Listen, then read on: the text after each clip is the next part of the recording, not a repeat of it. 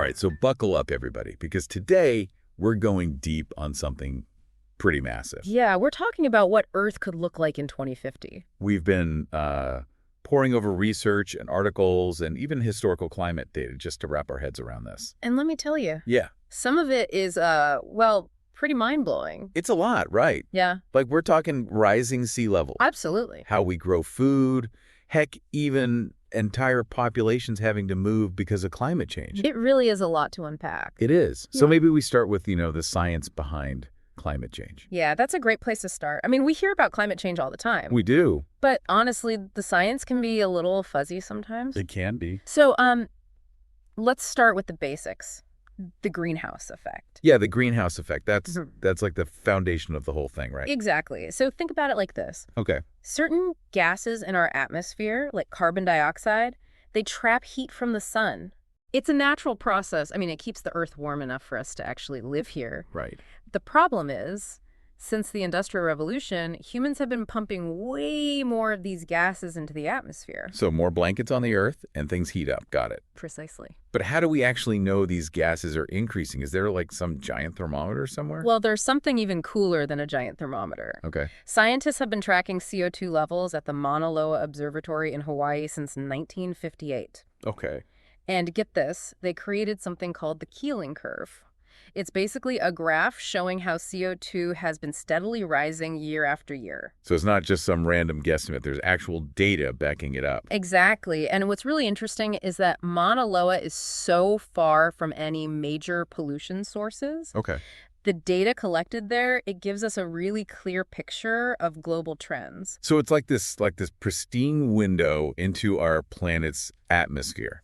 Wow. Okay. But hold on.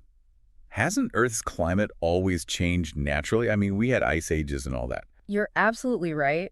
Earth's climate has gone through cycles throughout history.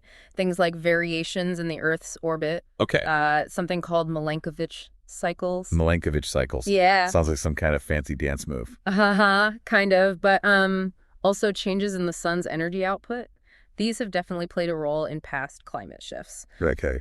But here's the thing. Even taking those natural fluctuations into account, the current warming trend we're seeing, it's way faster and more intense than anything we've ever seen before. Got it. And the IPCC, that's the Intergovernmental Panel on Climate Change, they're like the all-star team of climate scientists. Right.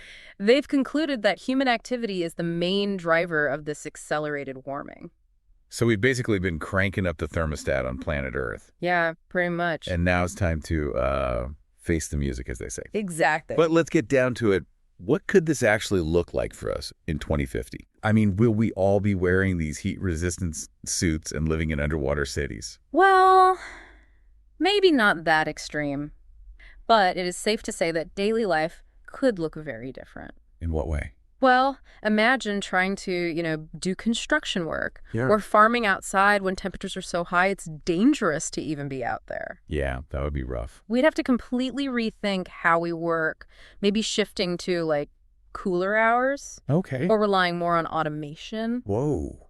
Imagine all those delivery drones just zipping around in the middle of the night. Kind of cool, but also a little creepy. What about something like air travel? Mm-hmm. Will we still be jet setting off on vacations? Oh, you might want to buckle up for this one. Extreme heat can actually impact how well planes can fly. Really? So you might see way more flight cancellations or delays because of soaring temperatures. Oh, so you're telling me I could get stuck on the tarmac with no AC in that heat? It's a possibility. Not my idea of a vacation. Yeah. Didn't you mention something about extreme weather events becoming more common too?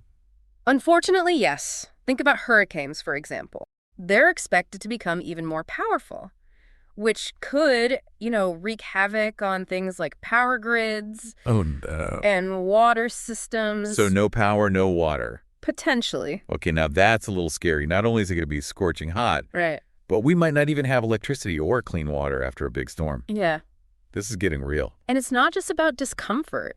Imagine what this means for things like food and water security. Oh, yeah. Climate change is going to mess with how we grow food and access clean water. Big time. All right. Well, then, what's on the menu in 2050? Are we all going to be fighting over the last scraps of kale and sipping recycled toilet water? Let's hope not. But you do raise a really good point. Food production is going to be a major, major challenge. It's not all doom and gloom, though. Okay. Some areas might actually see a boost in crop yields because of the warmer temperatures and longer growing seasons. So more food, problem solved. Well, not so fast. While some regions might see a surplus, others could experience the opposite. Which is? Devastating crop failures because of droughts, floods, Right. or just unbearable heat. So some win, some lose. Exactly. And to make matters worse, the global population is projected to hit almost 10 billion by 2050. Wow. So even with some areas producing more food, it might not be enough to feed everyone. So imagine grocery store shelves looking a little bare. And the prices, I don't even want to think about it. Yeah. And what about water? Will we all be fighting over the last few drops from, like, a leaky faucet? Water stress is a huge, huge concern. As glaciers melt and rainfall patterns change, water scarcity is going to become a reality for more and more people. In which areas specifically? Especially in regions like the Andes Mountains. Okay. And those that rely on Himalayan meltwater. Okay. This is all getting a little heavy. Yeah. So our lives in 2050, extreme heat, food shortages, water wars. Doesn't exactly sound like a picnic. It definitely paints a challenging picture.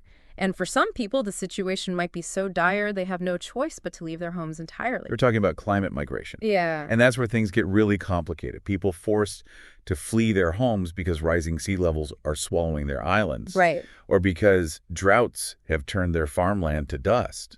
I remember reading about those devastating floods in Pakistan in 2022. Yeah. That displaced millions of people. Millions. That's just a glimpse of what we might see more of in the coming years. Exactly. And it's already happening in the United States, too, with communities relocating residents from areas that are increasingly vulnerable to climate change. So this raises a ton of questions for me. Like, who is responsible for helping these climate migrants? Where will they go? How do we even begin to define and protect them under international law? It's a lot to consider. It is. This whole climate migration thing, it feels like a humanitarian crisis in the making. I mean, we can't just stand by and watch as people's lives are uprooted by a problem they didn't create. We need to start thinking about how we can support them, both in terms of, like, immediate aid. Yes. And finding long-term solutions. I absolutely agree that we have a moral obligation to help those affected by climate change. But hold on a second. Right. While the humanitarian aspect is crucial, we also need to consider the practical implications. Like what? What happens when large numbers of people start moving across borders? Yeah, I hadn't considered that. What about the strain on resources in the receiving countries? Right. And the potential for cultural clashes. Defining and regulating climate migration is incredibly complex. How do you prove that someone is migrating solely because of climate change and not for economic or other reasons? It's a slippery slope. Okay, I get your point. But we can't just turn a blind eye to people in desperate need. Finding solutions that balance compassion with practicality is tough, but it's something we absolutely have to do. I mean, this is a global challenge. It demands a global response. You're right. This isn't just some abstract debate. Yeah. This is about real people's lives. And the choices we make now will have consequences that ripple out for generations to come. But before we dive into what we can actually do about all this, maybe let's shift gears and talk about some potential solutions. Sounds good to me. So we've talked about, the not so sunny side of climate change. Yeah, we've covered some heavy stuff. But what's fascinating is that climate change might actually hold some of the keys to solutions. Like, we're already seeing incredible innovation in areas like renewable energy, sustainable agriculture, and even technology that can capture carbon directly from the air. Wait, hold on. Are you saying this whole climate crisis could actually push us to create a better future? That's a pretty mind-blowing twist. It is, and it's happening. Like, let's start with something you hear about all the time, solar power. But here's where it gets really interesting. As the technology gets better and cheaper, we're not just talking about rooftop panels anymore. Right. Think solar integrated into roads, whoa, windows, even clothing. It's becoming a part of our everyday lives in ways we never imagined. Hold on. Solar-powered clothes, like a jacket that can charge my phone. Sign me up for that. Exactly. It's coming. Okay, but what about the food situation? I mean, can we really grow enough to feed everyone sustainably when the climate's going haywire? We're going to need to get seriously creative, that's for sure. One solution that's gaining traction is vertical farming. Vertical, yeah. It's basically like high-rise buildings for plants, where you can grow crops in stacked layers indoors. This uses way less water and land than traditional farming. And you can control the environment perfectly, so no more crop failures because of drought or floods. So it's like giving Mother Nature a high-tech upgrade. I like it. Exactly. But what about all the carbon that's already in the atmosphere? Is there a way to, like, hit the undo button on that? That's where carbon capture technology comes in. You can think of it like giving Earth a giant air purifier. Okay. There are different approaches, from planting trees, Yeah, good old trees. which are nature's carbon-sucking superheroes, to more futuristic tech that literally pulls CO2 out of the air and stores it underground. Okay, so we're talking trees and futuristic tech. Got it. Yeah. That's seriously cool. But let's be real. All this innovation, it can't be cheap. Who's going to foot the bill for this green revolution? It's going to require a massive shift in how we think about our economy and where we invest our resources. Yeah. We need government stepping up to support research and development, businesses coming up with creative solutions, and individuals making conscious choices about what they buy and how they live. So it's not just about inventing cool new gadgets. Right. It's about changing our entire mindset. Exactly. And if we connect this back to the bigger picture, what we're really talking about is a complete transformation of how we live, work, and interact with the planet. Imagine cities designed for people, Okay. not cars, with green spaces everywhere and buildings that generate their own energy. Imagine homes that are super efficient, using smart tech to conserve resources without sacrificing comfort. Now you're talking. This sounds like a much better world than the one we were picturing earlier with all the heat and food shortages. But can we really pull this off? Is there enough time to turn things around? The challenges are massive, there's no denying that. But I truly believe that we have the ingenuity, the technology, and the collective willpower to create a more sustainable future. It won't be easy. Right. It will require some tough choices, but the alternative is simply unacceptable. I agree. We can't just sit back and hope for the best. It's up to all of us to make this happen. So what are some concrete things that we can do starting today to make a difference? Well, first off, think about your own carbon footprint. Can you walk or bike instead of driving? Okay, so less driving. Are you being mindful of how much energy you're using at home? All right, conserve energy. What else? What about the food you buy? Yeah. Can you choose, local and seasonal options? Okay, so biking to the grocery store to buy locally grown veggies. Got it. Exactly. Little changes like these can add up to a big impact. They can. What about those bigger systemic changes, though? How do we tackle those? That's where we need to use our voices. Support businesses and organizations that are walking the walk when it comes to sustainability. Vote for leaders who prioritize climate action. Speak up about the need for change. So it's all about creating this groundswell of support for a better future. Exactly. Got it. So it sounds like a combination of individual action and collective effort. It's about making changes in our own lives and demanding change from those in power. Exactly. It's about understanding the urgency of the situation and using every tool at our disposal to create a future where both humanity and the planet can thrive.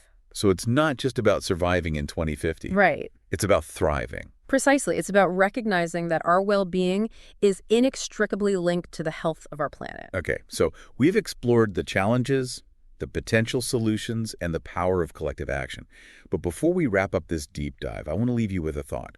We've talked a lot about projections and data, but what if we zoom out for a second? Okay. What if we imagine 2050 not as some, dystopian wasteland, but as a year of possibility? What if we actually use this climate crisis as a catalyst to create a world that's more in tune with nature, Okay. with each other and with ourselves? I like that. What's really fascinating to consider is the potential for human resilience Yeah. and adaptability. Throughout history, we've faced some incredible challenges. We have. And we've always found a way to adapt and even thrive. That's true. Climate change is a huge test. It is. But it also presents, I think, this unique opportunity to really rethink how we live and create something truly remarkable. I love that. Focusing on the opportunity. So picture this. Okay. It's coming 50. What kind of stories are we telling about how we transformed our relationship with the planet? Well, imagine communities coming together to create these hyperlocal food systems. Okay. Using techniques like permaculture and regenerative farming to grow food in a way that actually replenishes the soil and supports biodiversity. It's like going back to our roots, but with a modern twist. Okay, so we're talking sustainable farming practices. I like it. And imagine cities that are green and vibrant, where buildings are covered in plants and rooftop gardens, and people actually get around on bikes and on foot. I mean, wouldn't it be amazing to live in a city where you could breathe fresh air and hear birds singing? Absolutely. And what about a world where fossil fuels are a distant memory and clean, renewable energy powers everything from our homes to our transportation systems? I mean, it's not just a pipe dream. It's completely within our reach. It is. But here's a question for you. Okay. What role will technology play in all of this? I mean, will it help us solve the climate crisis and adapt to its effects? Or will it just create even more problems? Because technology can be a double-edged sword, right? Absolutely. That's a really important point. We have the technological tools to create a sustainable future. But it all comes down to how we choose to use them. Right. It's like we're standing at a crossroads. Okay. And the path we choose will determine the fate of generations to come. Oh, wow. That's a powerful image, like a choose-your-own-adventure for humanity. Yeah. But the stakes are incredibly high. And that's what makes this whole conversation so crucial. It's not just about predicting the future. Right. It's about actively shaping it. And that's where you, the listener, come in. The choices that we make today, both big and small, will determine what our world looks like in 2050. Couldn't have said it better myself. I mean, the key takeaway here is knowledge is power. Stay informed, stay curious, and most importantly, take action. Yes, yes, and yes.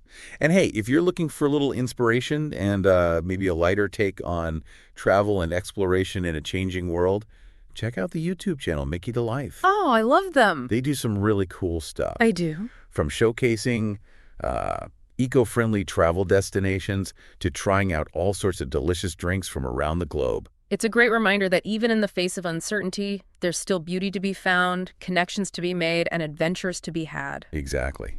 So until next time, keep diving deep, keep exploring, and keep believing in the power of human ingenuity. Yes. Thanks for joining us on The Deep Dive.